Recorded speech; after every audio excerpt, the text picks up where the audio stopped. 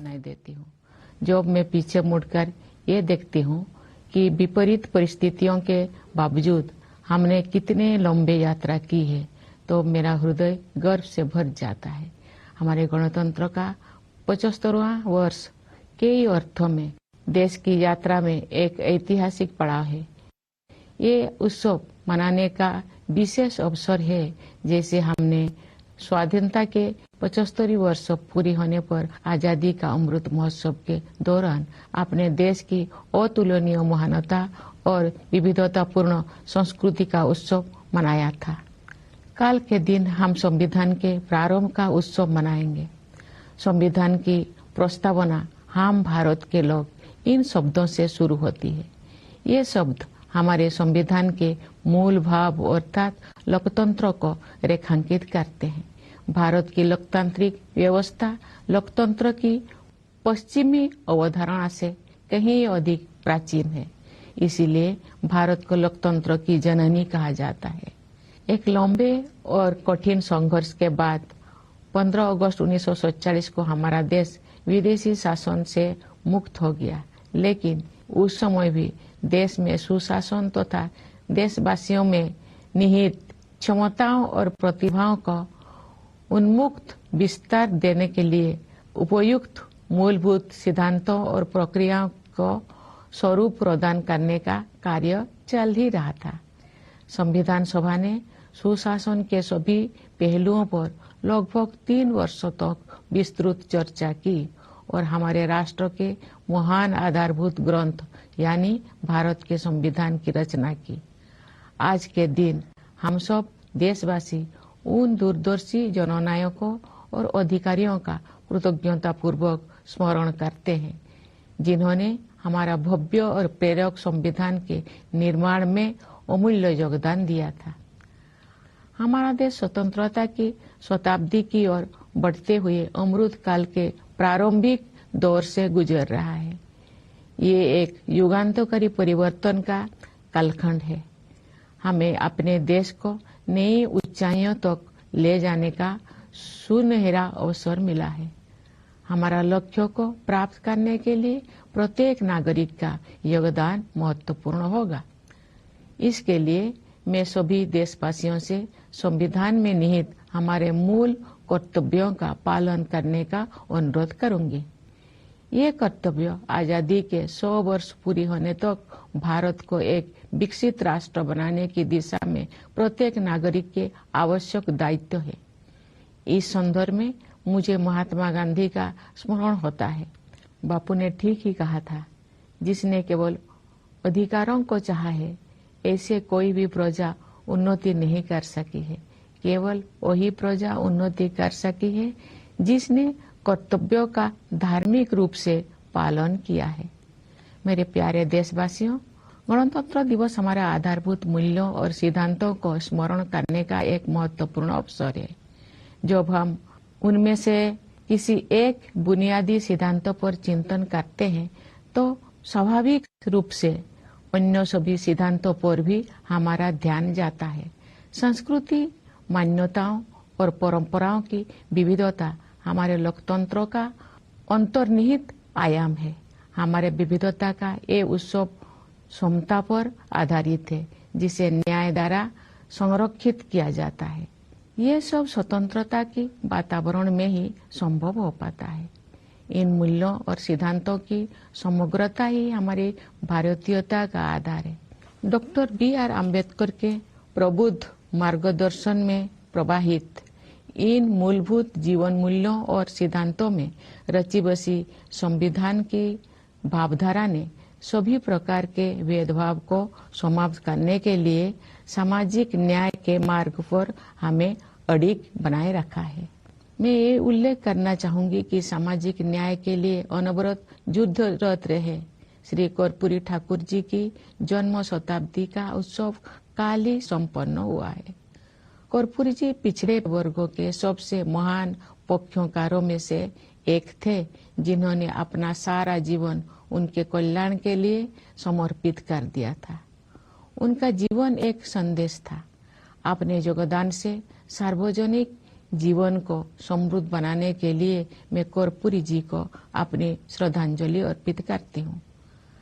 हमारे गणतंत्र की मूल भावना से एकजुट होकर 140 करोड़ से अधिक भारतवासी एक कुटुंब के रूप में रहते हैं।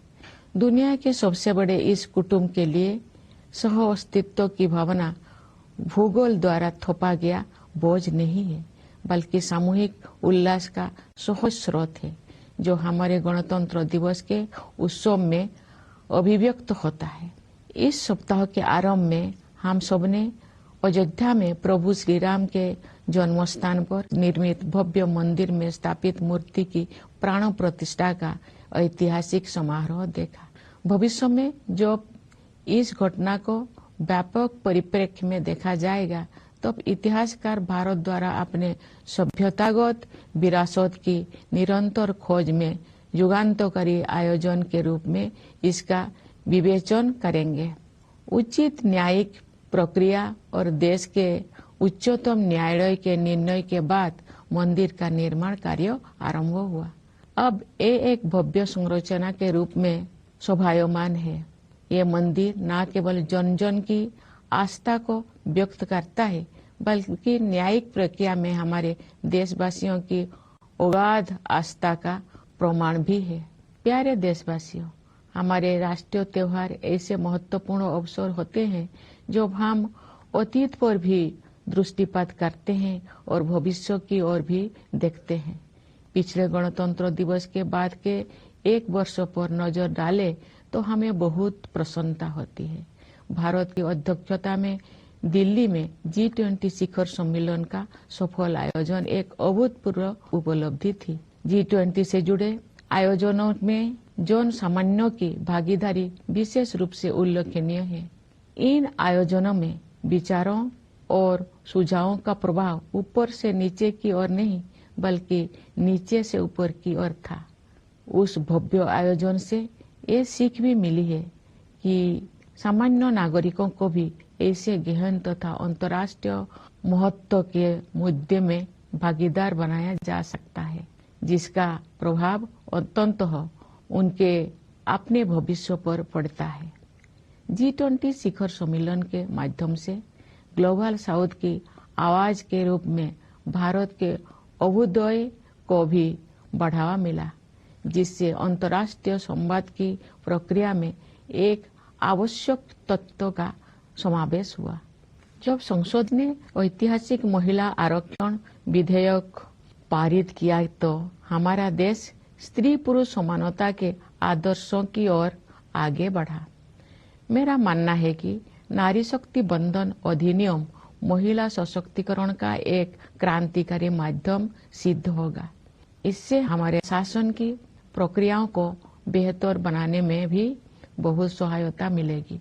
जब सामूहिक महत्व के मुद्दों पर महिलाओं की भागीदारी बढ़ेगी, तो हमारी प्रशासनिक प्राथमिकताओं का जनता की आवश्यकताओं के साथ बेहतर सामंजस्य बनेगा। इसी अवधि में भारत चंद्रमा के दक्षिणी ध्रुव के क्षेत्र पर उतरने वाला पहले देश बना। चंद्रयान-3 के बाद इसरो ने एक सौर मिशन भी शुरू किया।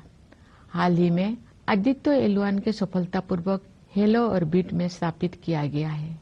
भारत ने अपने पहले एक्सरे पोलरीमीटर सैटेलाइट, जिसे एक्सपोसेट कहा जाता है, के प्रक्षेपण के साथ नए साल की शुरुआत की है।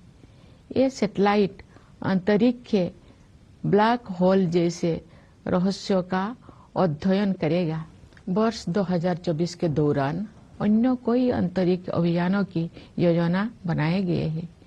ये प्रसन्नता के विषय है कि भारत की अंतरिक्ष यात्रा में अनेक नई उपलब्धियां हासिल की जाने वाले हैं। हमारे प्रथम मानव अंतरिक्ष उड़ान कार्यक्रम गगनयान मिशन की तैयारी सुचारू रूप से आगे बढ़ रही है।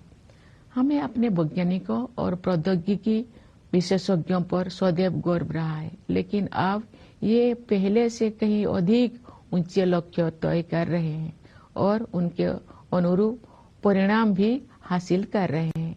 भारत के अंतरिक्ष कार्यक्रम का उद्देश्य संपूर्ण मानवता के कल्याण के लिए विज्ञान और प्रौद्योगिकी की भूमिका को और अधिक विस्तार तथा गहराई प्रदान करना है। इसरो के कार्यक्रम के प्रति देशवासियों में जो उत्साह दिखाई देता है, उससे नई आशाओं का संचार हो रहा है। अंतरिक्ष विज्ञान के क्षेत्र में नई उपलब्धियों ने युवा पीढ़ी की कल्पना शक्ति को नई पंख दिए हैं। मुझे विश्वास है कि हमारे बच्चों और युवाओं में बड़े पैमाने पर विज्ञान के प्रति रुझान बढ़ेगा तथा उनमें वैज्ञानिक दृष्टिकोण विकसित होगा। अंतरिक्ष विज्ञान की इन उपलब्धियों से युवाओं, विशेषकर युवा महिलाओं को ये प्रेरणा मिलेगी कि वे विज्ञान और प्रौद्योगिकी को अपना कार्य क्षेत्र बनाएं।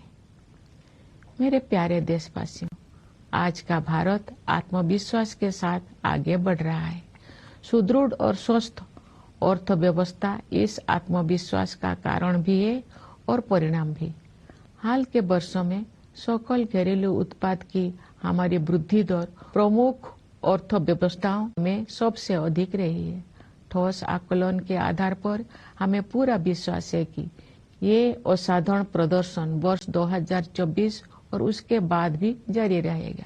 ये बात मुझे विशेष रूप से उल्लेखनीय लगती है कि जिस दूरगामी योजना दृष्टि से अर्थव्यवस्था को गति प्राप्त हुई है, उसी के तहत विकास को हर दृष्टि से समावेशी बनाने के लिए सुविचारित जन कल्याण अभियानों को भी बढ़ावा दिया गया है। महामारी के दिनों में समाज के कमजोर वर्गों को मुफ्त खाद्यान्न उपलब्ध कराने के लिए लागू योजनाओं का दायरा सरकार ने बढ़ा दिया था। बाद में कमजोर वर्गों की आबादी को संकट से उबरने में सहायता प्रदान करने हेतु इन कल्याणकारी योजनाओं को जारी रखा गया। इस पहल को और अधिक विस्तार देते हुए सरकार ने 81 करोड़ से अधिक लोगों को अगले 5 साल तक मुफ्त खाद्यान्न उपलब्ध कराने का निर्णय लिया है। संभवतः इतिहास में ये अपनी तरह का सबसे बड़ा जन कल्याण कार्यक्रम है। साथ ही सभी नागरिकों के जीवन यापन को सुगम बनाने के लिए अनेक समयबद्ध योजनाएं भी कार्यान्वित की जा रही है।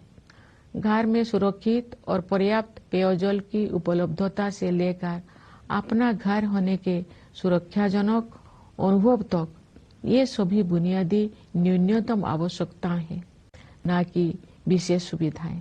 ये मुद्दे किसी भी राजनीतिक या आर्थिक विचारधारा से परे है और इन्हें मानवीय दृष्टिकोण से ही देखा जाना चाहिए। सरकार ने केवल जन कल्याण योजनाओं का विस्तार और संवर्धन ही नहीं किया है, अपितु जन कल्याण की अवधारणा को भी नया अर्थ प्रदान किया है। हम सभी उस दिन गर्व का अनुभव करेंगे जब भारत ऐसे कुछ देशों में शामिल हो जाएगा जहां शायद ही कोई बेघर हो।